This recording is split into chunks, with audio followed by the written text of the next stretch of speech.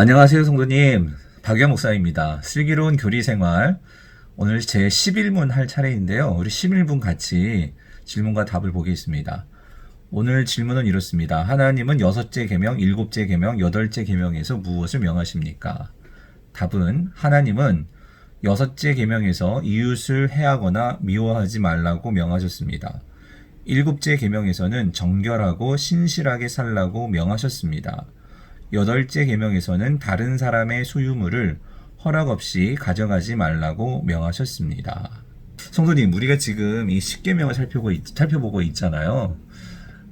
십계명은 크게 하나님께서 이 하나님의 백성들이 어떻게 이 세상을 살아가야 될지에 대한 부분을 이 10가지로, 그러니까 하나님의 백성이라면 이런 모습이 나타나야 한다.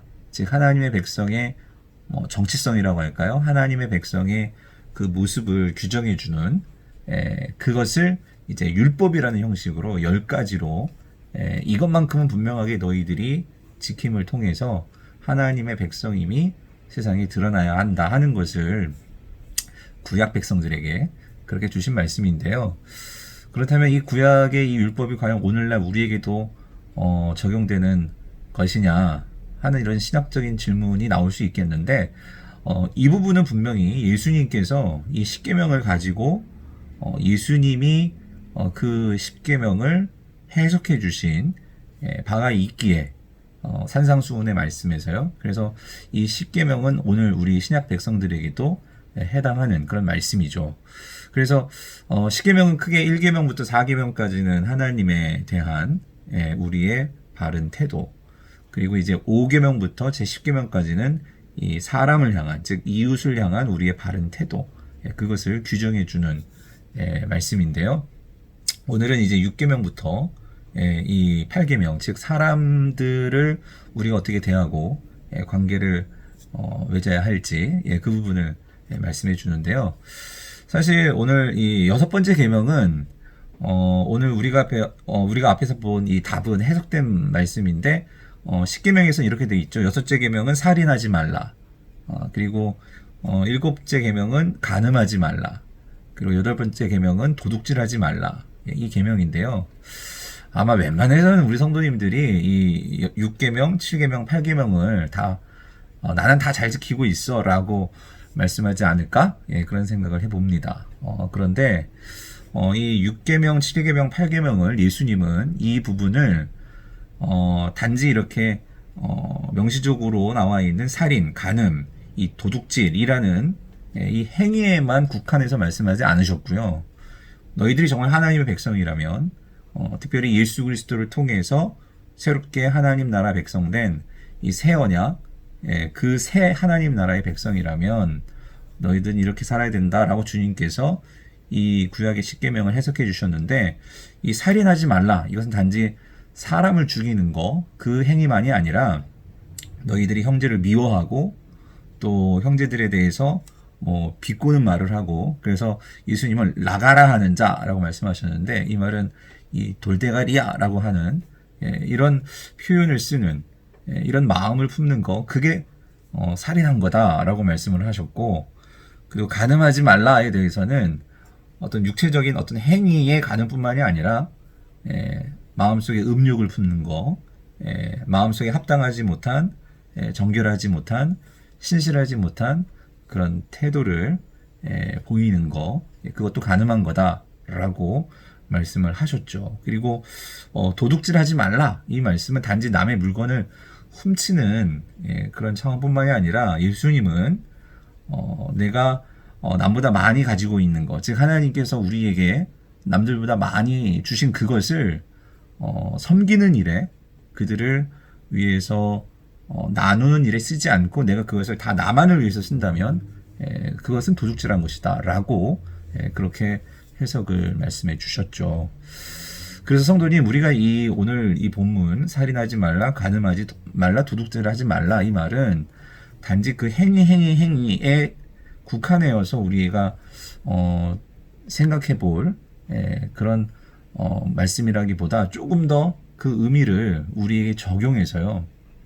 그래서 오늘 답을 다시 보면 이 살인하지 말라는 이웃을 해하거나 미워하지 말라라는 말씀, 그리고 간음하지 말라 이 말씀은 우리가 정결하고 신실하게 살라라는 하나님의 말씀, 그리고 도둑질하지 말라 이 말씀은 다른 사람의 소유물을 허락 없이 가져가지 말라 이 말씀뿐만 아니라 우리가 우리의 것을 가지고 다른 사람들을 섬기고 또 다른 사람들과 나눠주는 이 차원까지 우리가 성도라면 이런 삶으로 나아가야 함을 규정해주는 말씀으로 우리가 받았으면 좋겠습니다. 그런데 사실 우리가 이 십계명 모든 말씀을 특별히 예수님께서 해석해 주신 이 말씀대로 우리가 이 말씀을 지킨다는 것이 사실은 쉽지 않죠. 사실 구약 백성들이 십계명 그 자체도 완전하게 지킨다는 것은 참 쉽지 않은 일이었습니다.